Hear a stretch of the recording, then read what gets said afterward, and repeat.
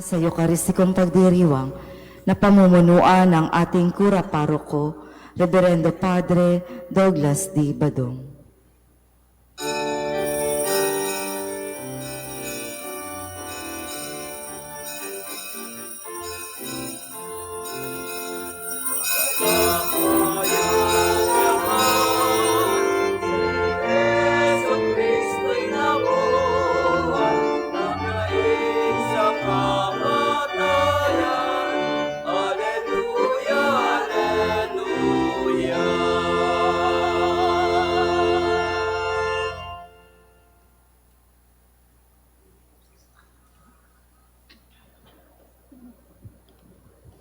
Sa ngalan ng Ama at ng Anak at ng Espiritu Santo. Amen. Ang pagpapala ng ating Panginoong Heso Kristo, ang pag-ibig ng Diyos Ama, at ang magigipagkaisa ng Espiritu Santo naway sa inyong lahat. At sumayo rin. Mga kapatid, aminin natin ang ating mga kasalanan upang tayo'y maging marapat gumanap sa banal na pagdiriwang. Inaamin ko sa makapangyarihang Diyos at sa inyo mga kapatid na lubha akong nagkasala sa isip, sa salita at sa gawa at sa aking pagkukulang. Kaya isinasamo ko sa mahal na Birheng Maria, sa lahat ng mga anghel at mga banal, at sa inyo mga kapatid na ako'y panalangin sa Panginoong ating Diyos. Tawaan tayo ng makapangyarihang Diyos, patawarin tayo sa ating mga kasalanan at patnubayan tayo sa buhay na walang hanggan. Amen. Panginoon, kaawaan mo kami. Panginoon, kaawaan mo kami. Kristo, kaawaan mo kami. Kristo, kaawaan mo kami. Panginoon, kaawaan mo kami. Panginoon, kaawaan mo kami. Manalangin tayo. Ama naming makapangyarihan, ang dangal naming bigay mo noong kami likain, ay higit mo pang pinadadakila sa pagtubos sa amin. Tunghayan mo ang pagdiriwang ng muling pagsilang upang ang mga binigyan mo ng bagong buhay noong sila ay binyagan, ay manatiling iyong pinagpapala at binabasbasan sa pamamagitan ni Jesucristo kasama ng Espiritu Santo magpasawalang hanggan. Amen.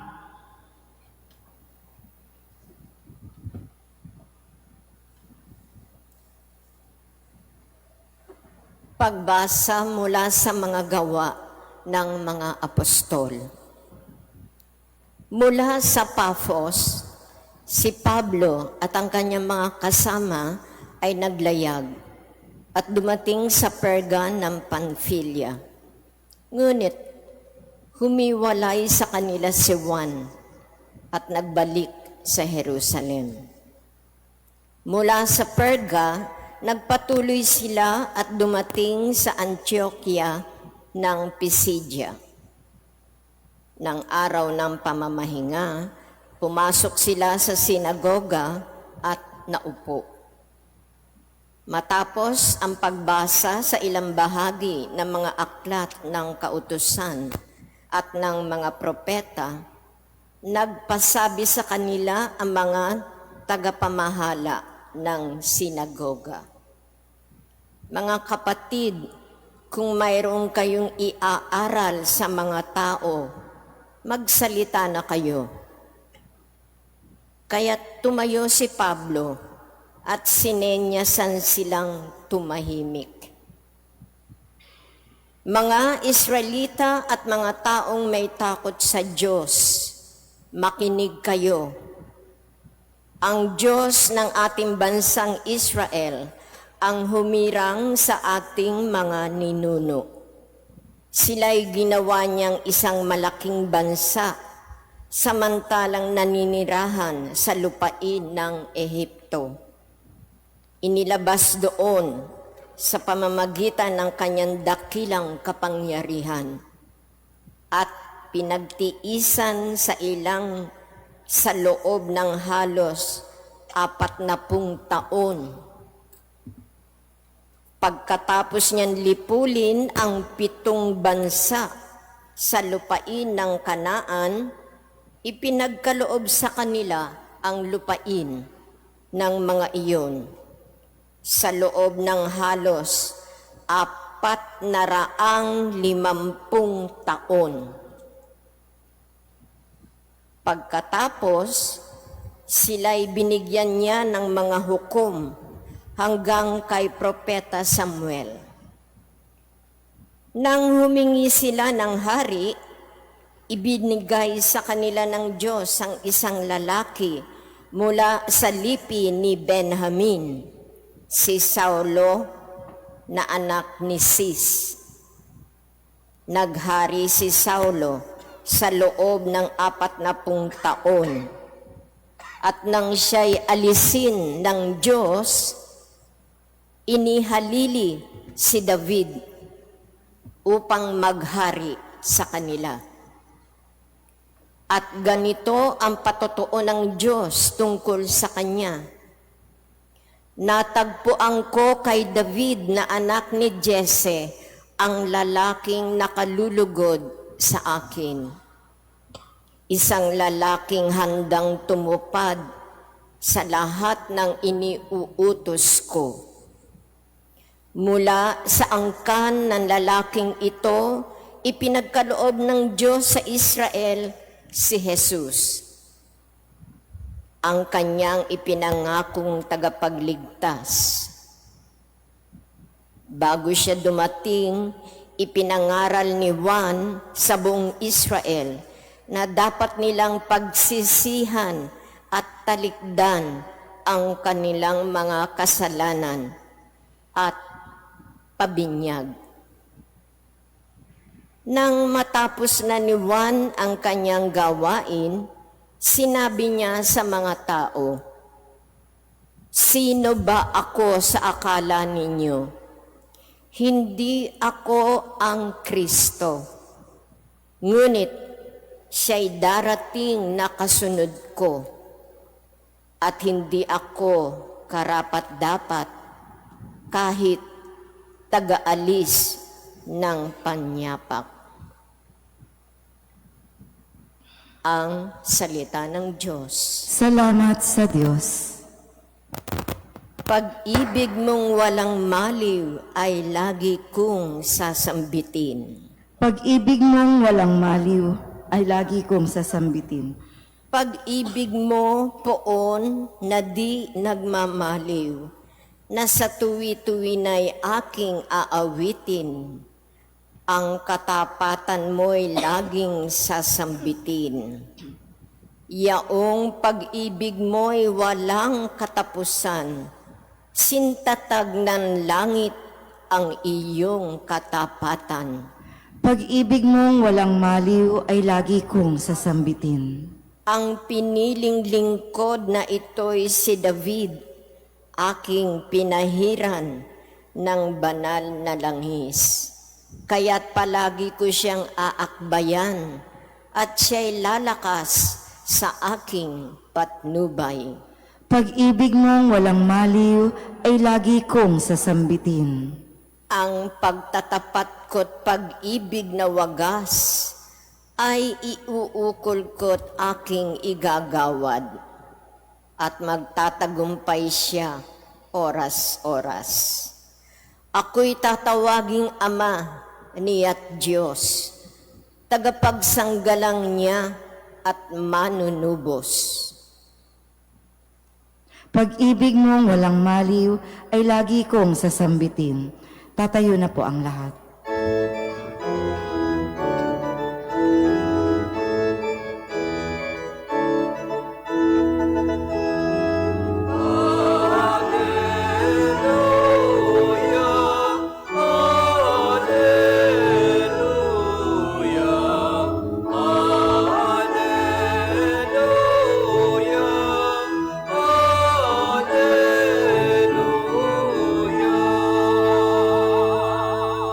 Si Jesucristo ay tapat, saksi at buhay ng lahat.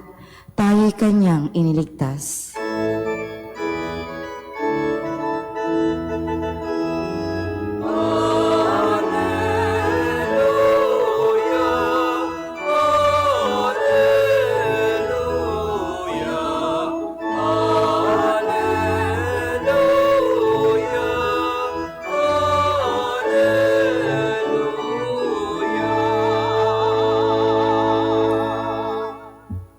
Sumainyo ang Panginoon. At sumayo rin. Ang mabuting balita ng Panginoon ayon kay San Juan. Papuri sa iyo, Panginoon. Nang mahugasan na ni Jesus ang mga paa ng kanyang mga alagad, sinabi niya sa kanila, "Sinasabi ko sa inyo, ang alipin ay hindi dakila kaysa kanyang Panginoon, ni ang sinugo kaysa nagsugo sa kanya. Kung naunawaan ninyo ang mga bagay na ito at inyong gagawin, mapapalad kayo. Hindi para sa inyong lahat ang sinasabi ko. Nakikilala ko ang aking mga hinirang, ngunit dapat matupad ang nasasabi sa kasulatan. Ako'y pinagtataksilan ng taong pinakakain ko. Sinasabi ko ito sa inyo bago pa mangyari, upang kung ito'y mangyari na, ay manalig kayo na ako'y si ako nga. Tandaan ninyo, ang tumatanggap sa sinugo ko'y tumatanggap sa akin. At ang tumatanggap sa akin ay tumatanggap sa nagsugo sa akin." Ang mabuting balita ng Panginoon. Pinupuri ka namin, Panginoong Jesucristo. Isang magandang umaga po sa inyong lahat. Magandang umaga po. Ngayon po ay Huwebes sa ika-4 na linggo ng Pasko ng Pagkabuhay at uling araw para sa buwan ng Abril. Mamamaalam na tayo ulit sa buwan ng Abril. Pero kamusta po ang natutunan natin sa buwan ng Abril? Maraming mga nangyari at nangyayari at mangyayari pa sa susunod na buwan, pero yung mahalaga kasi dito ay may natutunan ba tayo? Sa ating Ebanghelyo, muli pinaalala sa ating yung tagpo na kung saan ay hinugasan ni Jesus ang mga paa ng kanyang mga alagad. Si Jesus na tinatawag nilang Panginoon, Guro, ay siyang naglingkod sa kanyang mga alagad. Hindi para magpasikan, kundi para magturo. Kasi minsan, hindi lang pwedeng tsuri, hindi lang pwedeng puro salita. Kailangan lalo tigit ng mga naghahangad na maging pinuno o pangulo o leader, yung kaya niyang gawin, yung kanyang itinuturo. Yung sinasabi nga nating walk the talk. So tinuturo niya sa mga alagad itong gawaing ito na paglilingkod, yung tunay na kahulugan ng paglilingkod. Sabihin niyo nga po, paglilingkod. So ang paglilingkod ay isang tulong para sa kanyang mga alagad. Pinaglilingkuran mo sa pamamagitan ng pagtuturo at kung paano gawin. Hindi puro turo lang, kundi ipapakita mo kung paano dapat gawin. Doon mo matutulungan ang isang tao. Ito mga nakalipas na araw, dahil nga sa nagulat tayo, at di ko alam, pero sa patuloy na pagtaas ng mga presyo, na kung ano-ano ang mga china-charge. At ang dahilan, ang sinasabi, para matulungan natin ang mahihirap. Wala pong problema sa pagtulong sa mahirap, kasi yan ang ginagawa ni Kristo na dapat tinutulungan, pero kailangan makita, effective ba ang pagtulong na ginagawa natin sa mahihirap? Kasi laging mayroong programa para sa mahihirap. Pero yung mga tao po kasi na naghahangad at nagsasabing gustong tulungan ang mahihirap, hindi naman talaga yung mahihirap ang tinutulungan, kundi ginagamit ang mahihirap para sa kanilang sarili. Kasi biro mo lahat i-charge. Pero kung titingnan mo, yung mga tinutulungan nilang mahihirap, china-charge din naman. Kaya lang, yun nga, sabi ko, hindi effective ang isang programa para sa mahihirap kung ang mahihirap ay nananatiling mahirap. Kaya ka nagbibigay ng programa, kaya mo tinuturuan para mag-improve ang buhay nang sa ganon, sa isang araw o sa mga susunod, sila naman ang tutulong. Nakakuha po ba? Kasi halimbawa, sabi ko nga, sa Ebanghelyo, si Kristo ang nagpakita paano tumulong, paano maglingkod. Pagkatapos niyan, ang mga alipin, ang mga lingkod, sila naman ang maglilingkod sa kanilang kapwa na ibibilin ito ni Jesus sa susunod ng pagdiriwang natin bago siya iakyat sa langit.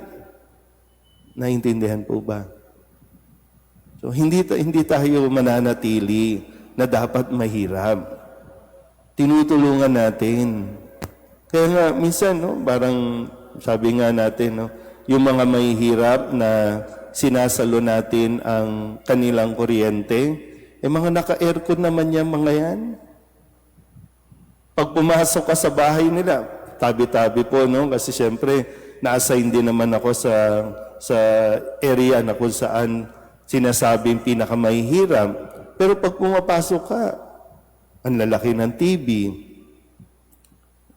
magagara yung appliances. Wala nang mahirap ngayon na walang cellphone. Mas high-tech pa nga ang cellphone. Pero dahil nga laging may ayuda, kasi ang tingin ng mga naglilingkod sa atin, kailangan silang tulungan, pero hindi naman talaga tulong ang binibigay. Kaya sabi ko minsan, kahit nga sa amin, kahit nga sa mga kapatid ko, hindi pwedeng hingi lang ng hingi. Mag-isip kayo ng business. Mag-business kayo. Hindi yung laging hingi at asa. Kasi para sa sarili mo din yan I-improve mo ang iyong sarili. I'm sure sa iba sa inyo, dati rin naman kayong medyo dumanas ng hirap, pero tinulungan ninyo ang inyong sarili, nagsumikap. Kasi isa din yan sa mga, di ba, may natututunan ba tayo kay Kristo paano mabuhay o lagi na lang tayong asa na babagsak ang grasya? Di ba ang sinasabi naman natin, nasa Diyos ang awa, nasa tao ang gawa. So kumilos. So muli, sa mga nagsasabi na tulungan natin ang mahihirap, pag-isipan nyo kung talagang nakakatulong ang inyong ibinibigay. Kasi dapat talaga natin silang tulungan sa tamang paraan. Hindi pwedeng isusubo lang nila ang kanilang kakainin. Turuan natin sila paano mabuhay, paano magsumikap. So sayang po ang daming tax, biro mo sa isang buwan, ilan ang nakokolekta sa Meralco bill pa lang. Sa Meralco pa lang. Ang dami na dyan. Meron ng for senior citizen, meron ng for lifeline, meron pang mga charges na gagamitin dapat paano ma-improve ang buhay ng mahihirap. Pero kung hindi nag-i-improve ang buhay ng mahihirap, malamang sa malamang, itong mga pinapakain natin, sila din ang manghuhudas sa atin. Amen?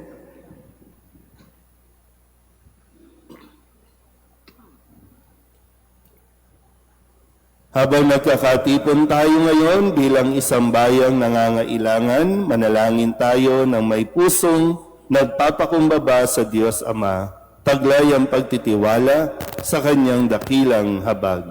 Ang ating itutugon, Ama, pagpalain mo kami kay Kristo. Ama, pagpalain mo kami kay Kristo.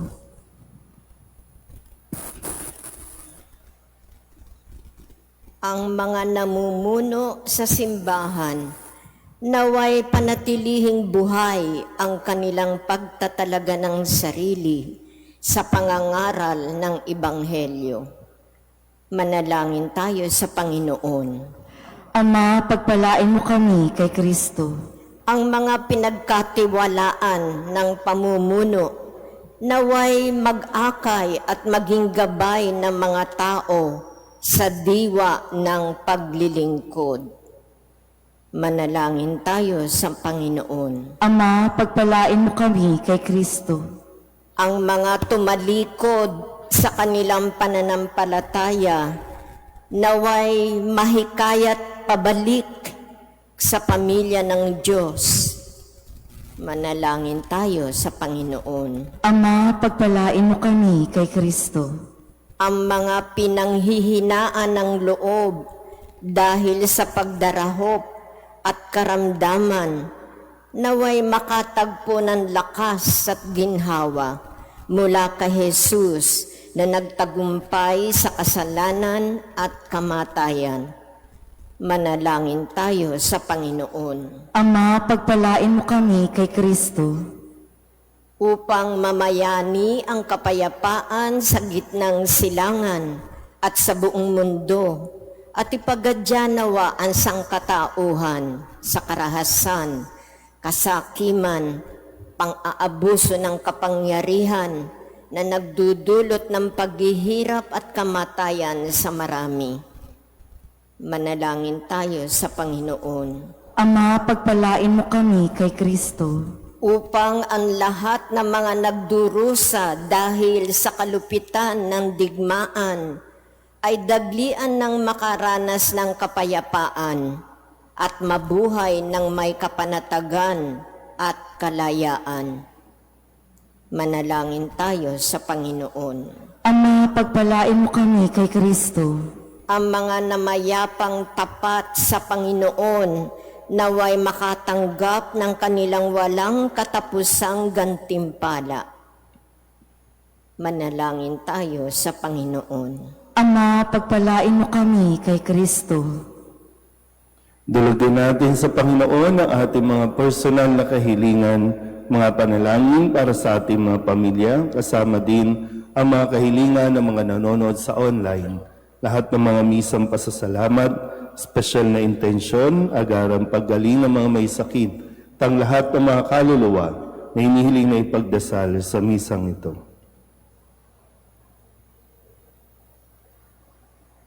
Ang lahat ng ito hinihiling namin sa ngalan ni Kristo, ang aming Panginoon. Amen. Amen.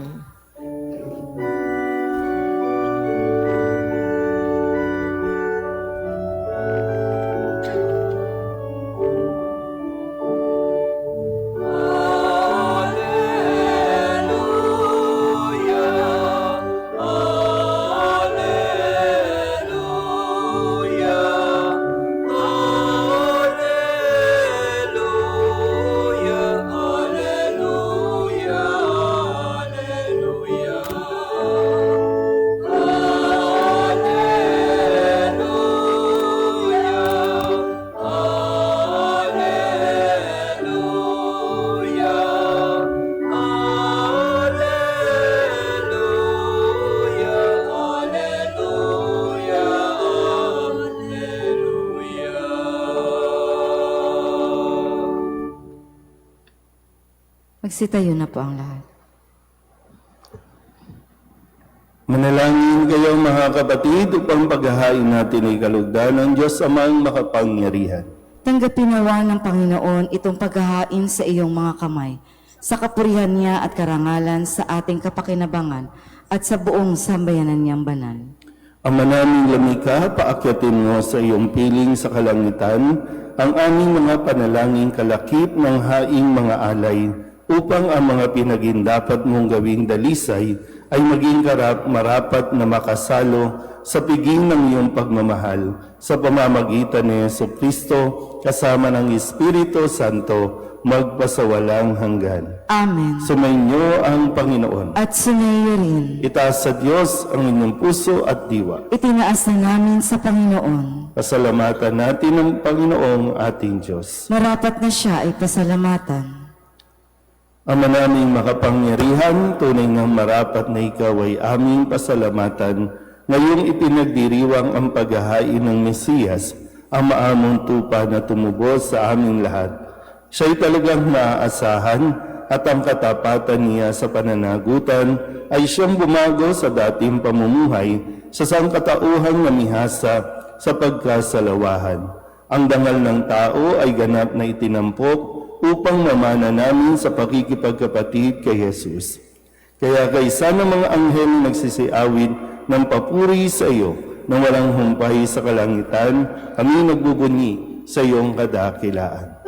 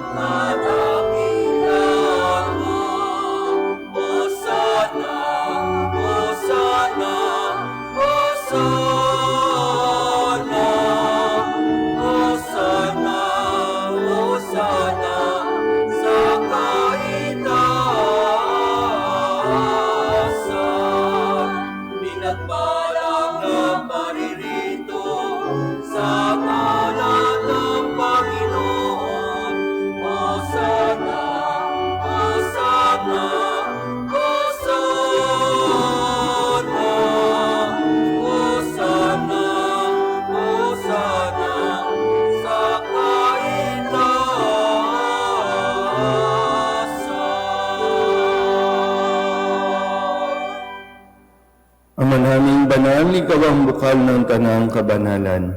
Kaya't sa pamamagitan ng iyong Espiritu, gawin mong banal ang kaloob nito upang para sa aming maging katawan at dugo ng aming Panginoong Hesukristo. Bago niya pinagtiis ang pusang loob na maging handog, inawakan niya ang tinapay, inasalamatan kaniya, pinaghati-hati niya iyon, iniabot sa kanyang mga alagad at sinabi, "Tanggapin ninyong lahat ito at kanin, ito ang aking katawan na ihahandog para sa inyo."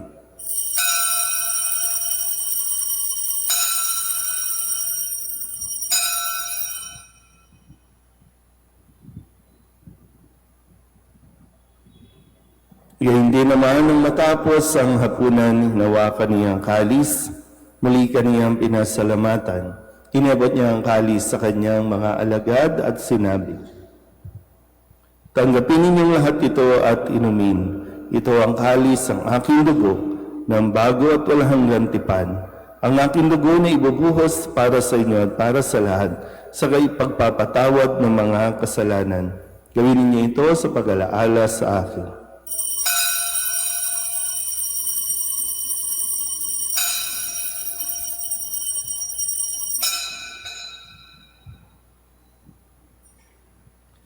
Ipagbunyi natin ang misteryo ng pananampalataya. Si Kristo'y namatay, si Kristo'y nabuhay, si Kristo'y babalik sa wakas ng panahon.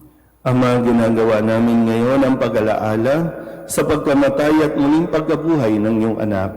Kaya tiniaalay namin sa iyo ang tinapay na nagbibigay buhay at ang kalis na nagkakaloob ng kaligtasan. Kami nagpapasalamat dahil kami iyong minarapat na tumayo sa harap mo para maglingkod sa iyo. Isinasama namin kami magsasalo-salo sa katawan at dugo ni Kristo ay mabuklod sa pagkakaisa sa pamamagitan ng Espiritu Santo. Ama, lingapin mo ang iyong simbahang laganap sa buong daigdig. Puspusin mo kami sa pag-ibig kay San Leo na aming Papa at ni Jose na aming Obispo at ng Tanang Kaparian. Alalahanin mo rin ang mga kapatid namin na himlay na may pag-asang sila'y muling mabubuhay, gayon din ang lahat ng mga pumanaw. Kawaan mo sila at patuloyin sa iyong kaliwanagan. Kawaan mo at pagindapating kaming lahat na makasalo sa iyong buhay na walang wakas. Kaysa ng mahal na Birhen Maria na ina ng Diyos, ng kabiyak ng puso niyang si San Jose, kaysa ng mga apostol at ng lahat ng mga banal na namuhay dito sa daigdig ng kalugod-lugod sa iyo, may pagdiwang nawa namin ang pagpupuri sa ikararangal mo sa pamamagitan ng iyong anak na aming Panginoong Hesukristo. Sa pamamagitan ni Kristo, kasama niya at sa Kanya, ang lahat ng parangal at papuri ay sa iyo, Diyos Amang makapangyarihan, kasama ng Espiritu Santo, magpasawalang hanggan.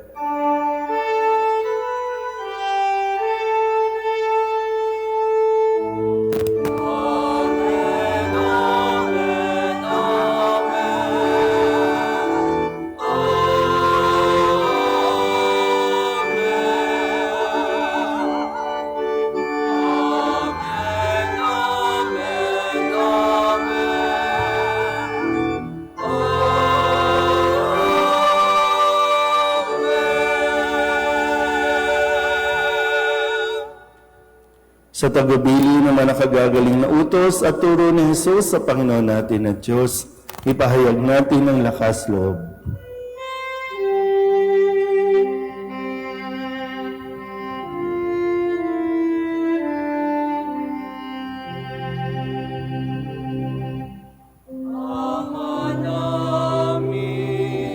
Sumasalangit ka, sambahin ang ngalan mo, mapasa amin ang kaharian mo, sundin ang loob mo, dito sa lupa para nang sa langit. Bigyan mo kami ngayon ng aming kakanin sa araw-araw at patawarin mo kami sa aming mga sala para na pagpapatawad namin sa nagkakasala sa amin at huwag mo kaming ipahintulot sa tukso at iadyahan mo kami sa lahat ng masama.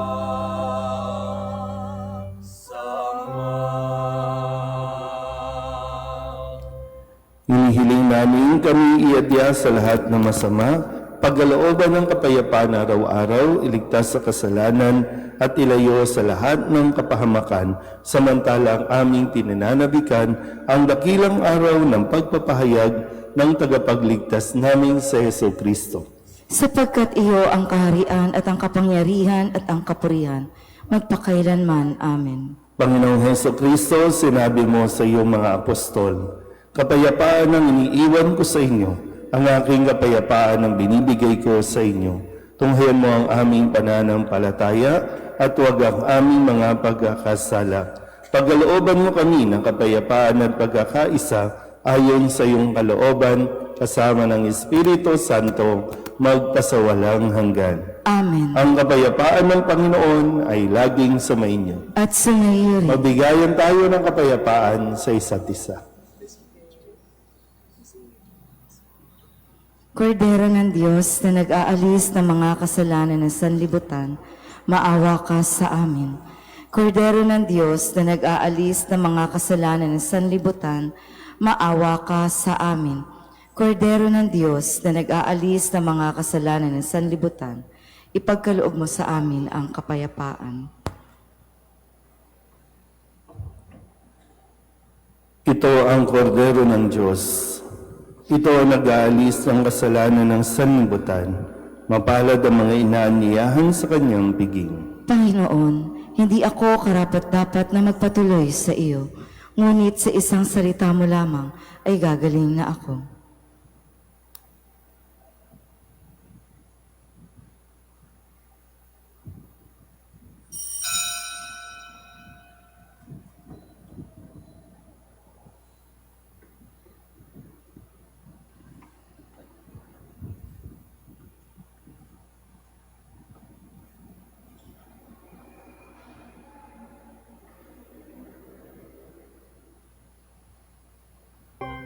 Magsiluhod po ang lahat.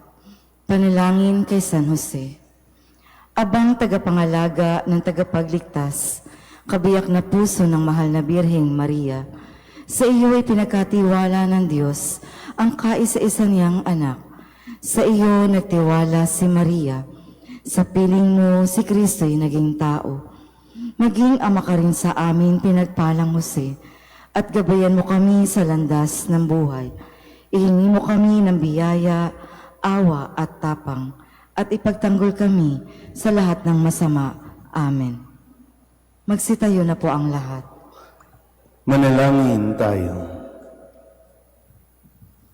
Ama naming mapagmahal, kaming pinapagsalo mo sa pagkabuhay ng iyong anak, ay papakinabangin mong lagi sa kanyang lakas, bilang bungang masagana ng dulot mong pagliligtas, sa pamamagitan niya kasama ng Espiritu Santo, magpasawalang hanggan. Amen. Sumainyo ang Panginoon. At sumayo rin. At pagpalain kayo ng makapangyarihang Diyos, Ama at Anak at Espiritu Santo. Amen. Tapos ang banal na misa, humayo tayo sa kapayapaan ni Kristo. Salamat sa Diyos. Magandang umaga po.